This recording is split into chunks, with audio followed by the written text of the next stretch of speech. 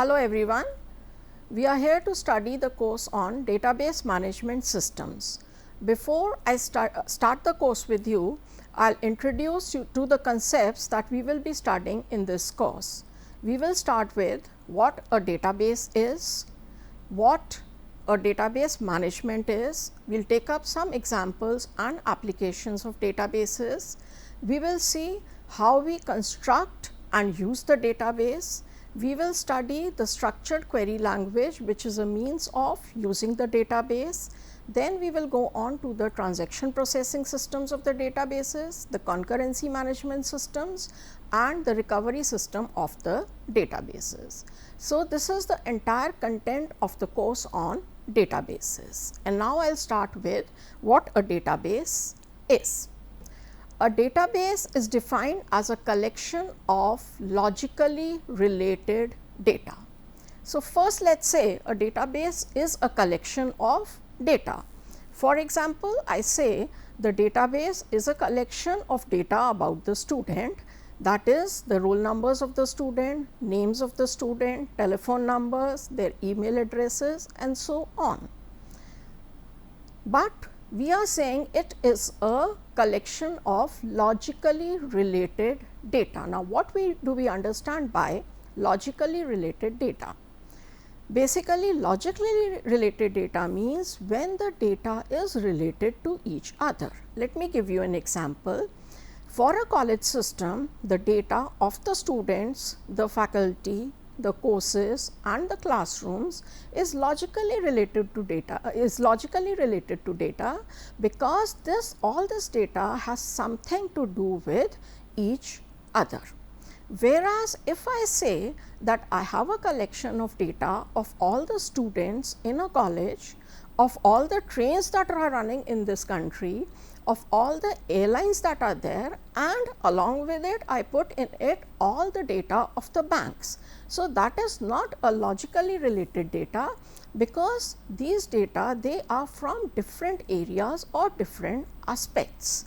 So, a logically related data means data that is related to each other.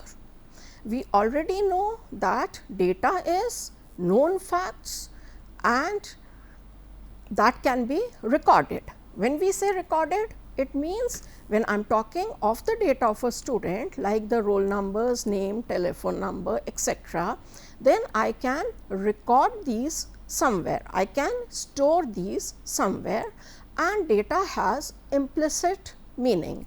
It means that any data that we store should have some meaning, it should give some meaningful information. Now, two implicit properties of the database are that it represents the required aspects of the mini world. What do we mean by the mini world? A mini world means a portion or a part of the real world that we are interested in.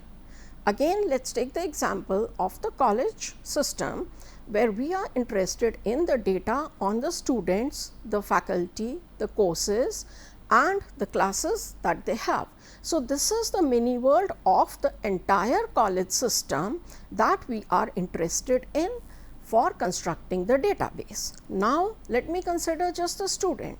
I said some of the aspects or features of the students that we will study that we will consider are the roll number, name, age, telephone number and the email.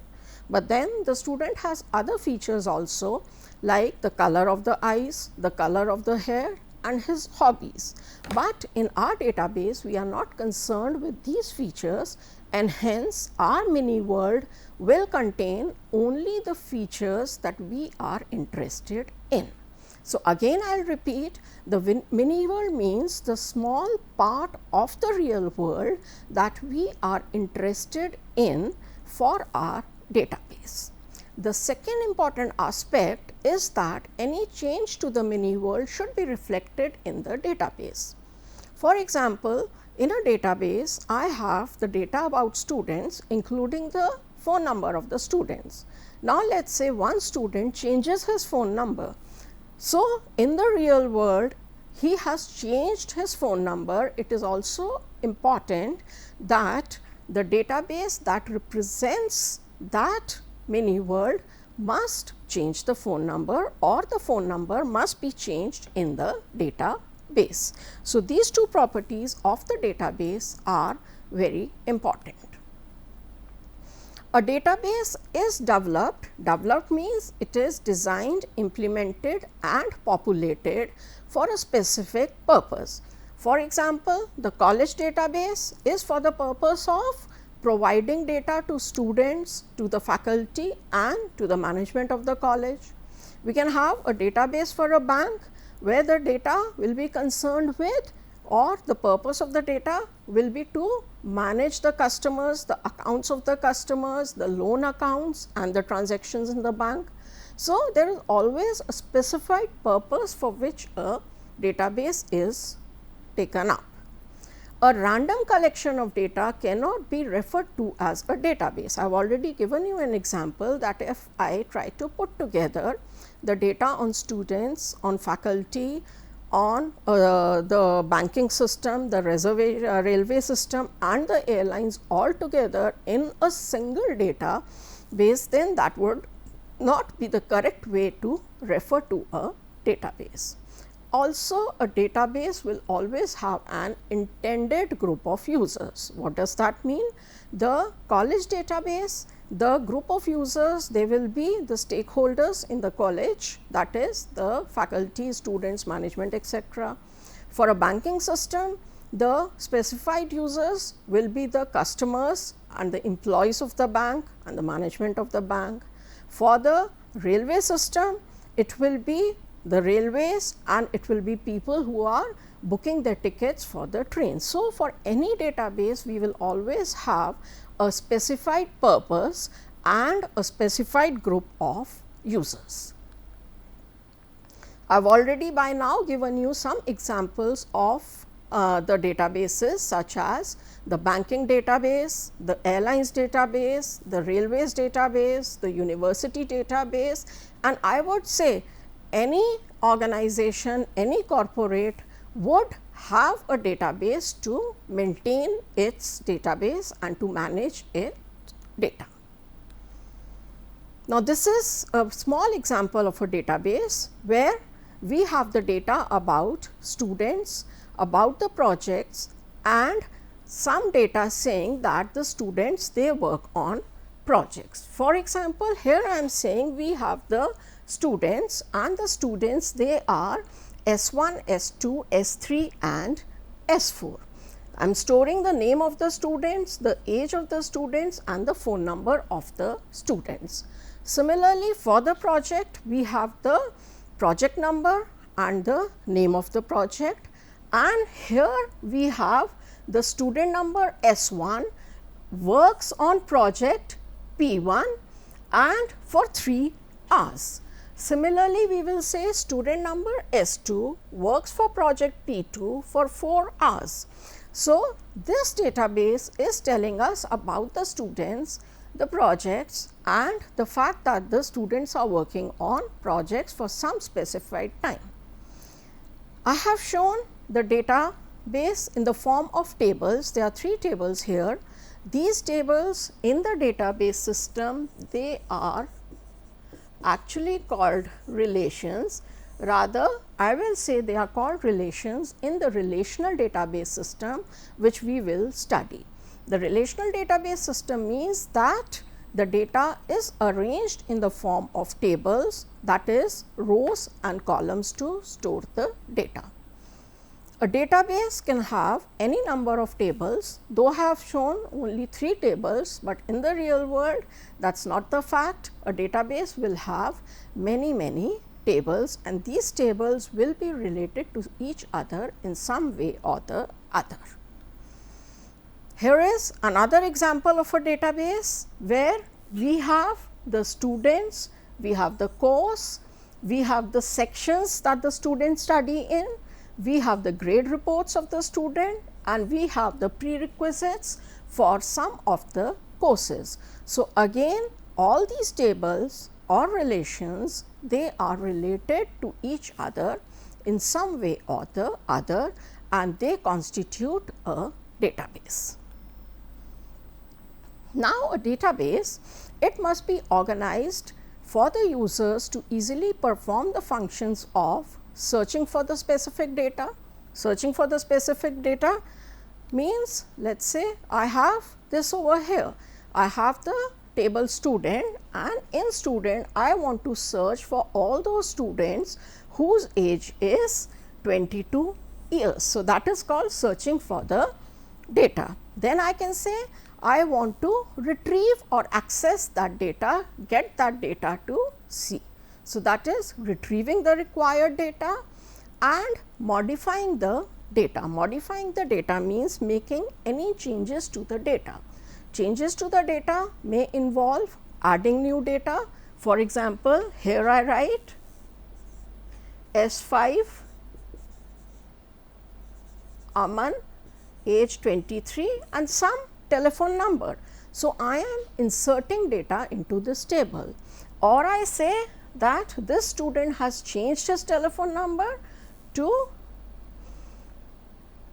this. So, this is modifying the data, or we can say we are no longer, let us say, doing the project P3. So, we can say we can delete the data in the database, or we can say the student S4 is no longer working on the project P3. So, we can delete this particular row from the table. This is known as deleting. So, basically it is important that the users should be able to search the data in the database, modify the data and retrieve the data as per their requirement.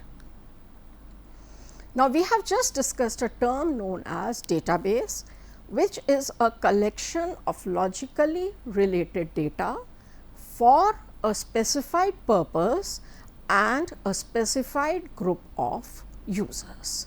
Now, we said we have a database, that means we have a collection of data. We need to do something with that collection of data, that means search it, retrieve it, modify it and so on. So, to perform these functions on the database, we need a collection of programs which constitute the database management system or the DBMS. So, what is DBMS? It is a collection of programs which are concerned with creating the database, using the database and managing the database. A more formal definition of the DBMS is that it is a general purpose software system that facilitates the process of defining, constructing, manipulating and sharing the data in a database. We will take up the terms defining, constructing, manipulating and sharing one by one. Defining a database means specifying what tables will be there in our database. For example, the small database that I had shown you over here, it shows that in our database there are 3 tables: student, project and works on. So, we will define what are the tables in the database. Then next, specifying the attributes in the tables. The attributes means the columns that we have shown in our tables, like the roll number, the name of the student, the age of the student, the contact number of the student. In the projects table, we can say the number, the project number, the name of the project and so on. So, we specify what are the columns or the attributes in the tables. The next thing is to specify what are the data types of these attributes. What does this mean?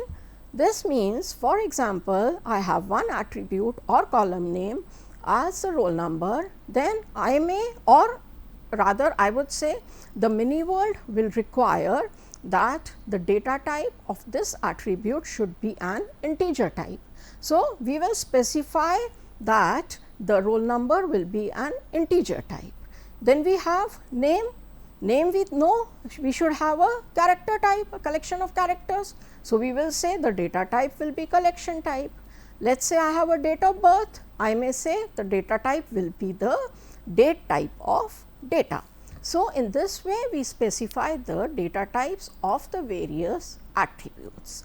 Next we say we specify the constraints on the various data, that means or on the various attributes or even on the tables. Now, let us say in any table we consider that the name can never be a null value. For example, in this case we have given a name to all the students.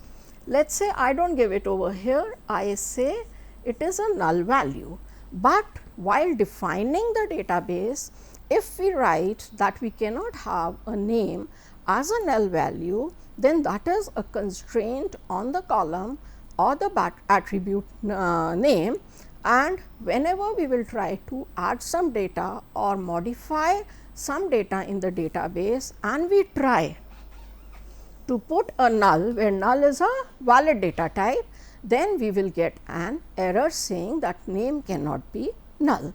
So, according to the mini world, some constraints they are generally defined on the database, on the tables and on the various attributes.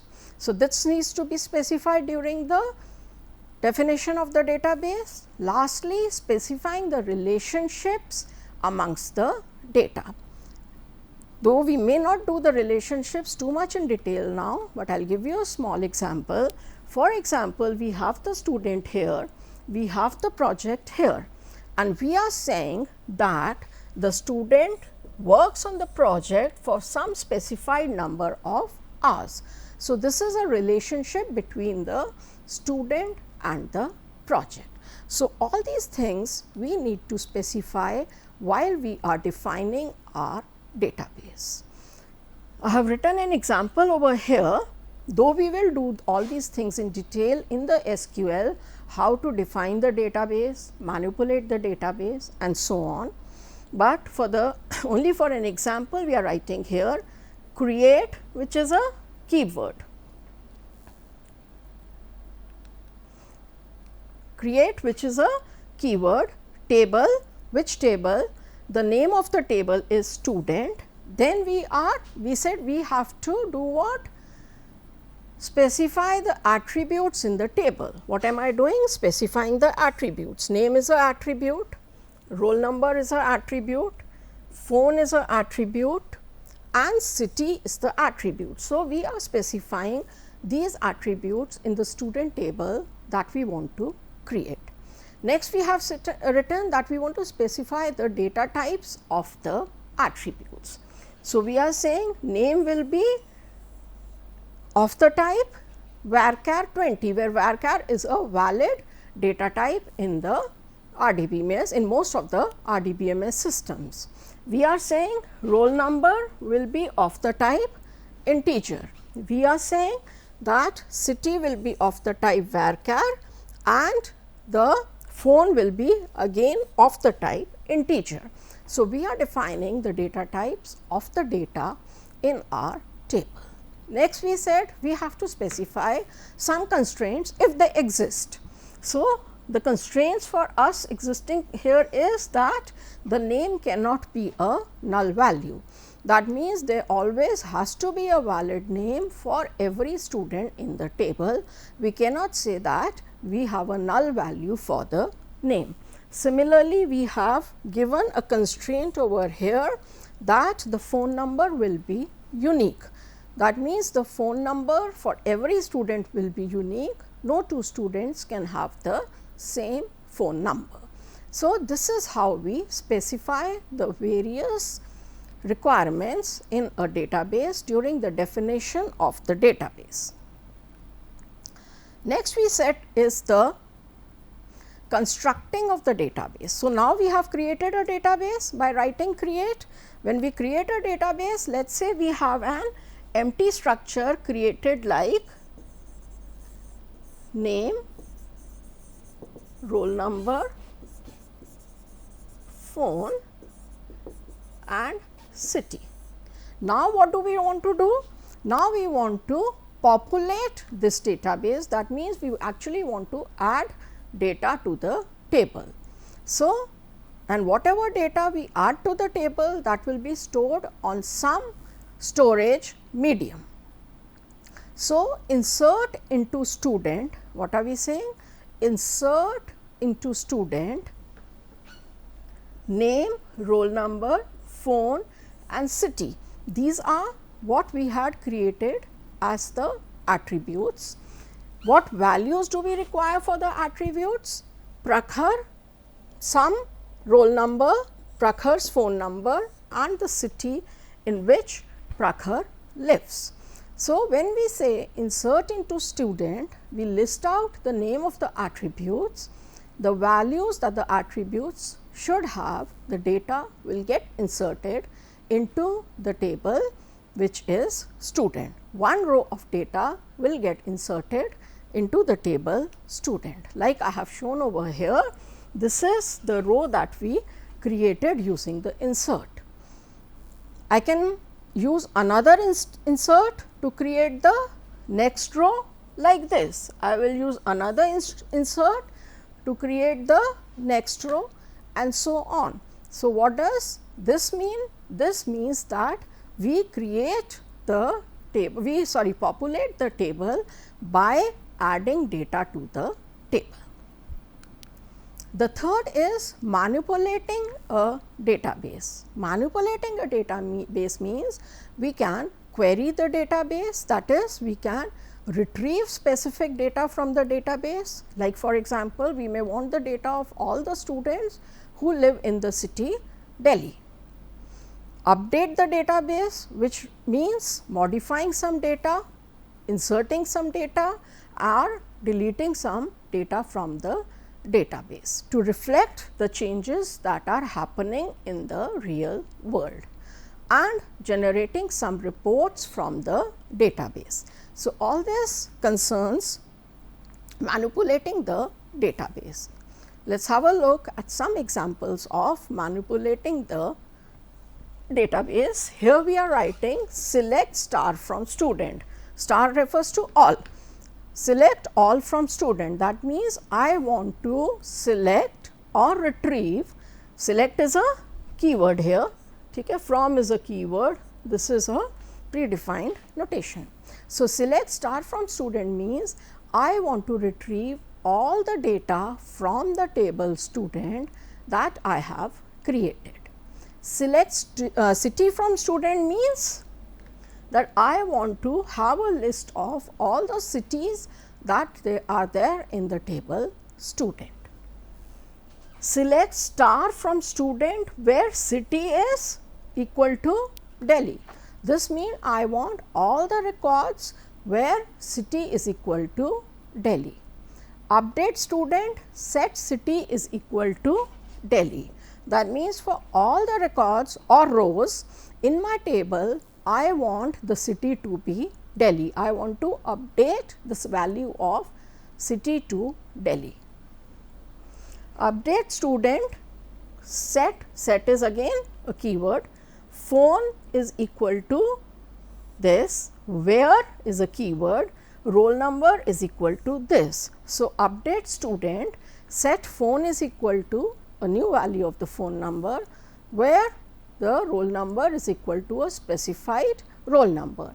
So, this means that for the phone number of this student, the telephone number will be changed to the new telephone number. Delete from student where city is equal to Delhi. We will delete all the rows from the table student where city is equal to Delhi. So, these are some examples of how we can manipulate the data in the database, and this again we will do using the structured query language or SQL, which is a RDBMS query language, which we will study in detail later. So, we have the database, we have defined the database, we have constructed or populated the database, we have the commands to use and manipulate the database. Next important feature of the database is sharing the database. When we talk of a database, then the very concept of a database means that it is for multiple users, means that it is a single pool of data. It is a collection of data at the same place, and for this collection of data we can have any number of users. Multiple users can access the same data at the same time. This is what is meant by sharing a database. Next important thing is the protecting the database or the security of the database against hardware and software malfunction, or let us say there is a system crash, then the recovery management system of the database, it will help to recover the database to a last consistent or correct stage, and against authorized access to the database, which means that only against unauthorized access to the database, which means that only authorized people who have the permission to access the database for the various functions will be permitted to access the database through logins and passwords. So, these are the various functions that can be performed on the database. This is a simple architecture of a database system. We have said a database, we talked of the database management system, and now we are talking of a database system. A database system is the database plus the database management system. The database means the collection of the data, and the database management is the collection of the programs that are used on the stored data. Together they are called the database system. In this diagram, we can see that the database system, this whole we have shown as the database system. It consists of the stored data, and along with this we have written there is the metadata. What is metadata? Metadata is